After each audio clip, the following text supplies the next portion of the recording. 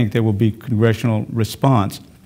Some of you may remember that in the 80s there were a number of decisions handed down by the Supreme Court that members of Congress felt were inconsistent with the overall objective of Title VII, and legislation was ultimately passed in 1991 to correct those errors in the view of Congress.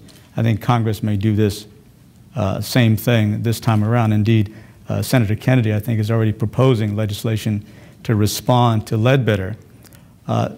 There's also legislation that's been pending since 2004 called the Civil Rights Act of 2004, in which Congress has, in effect, a hit list of decisions by the Supreme Court going back several years that they think are inconsistent with what they intended under Title VI, Title IX, the Age Discrimination Act. So I think Ledbetter will simply be added to that list, and Congress may be in a position to take corrective action.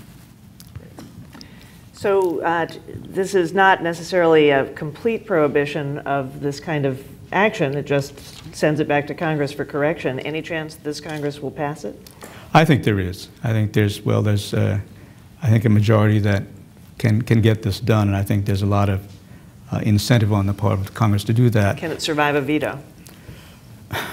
Well, I'm not a prognosticator in that respect, but I think that this is the type of case that cries out for correction, and the court is not saying that Congress has no power to do that. It simply doesn't think that Congress did it the first time around. So it's an invitation, really, to Congress to take corrective action.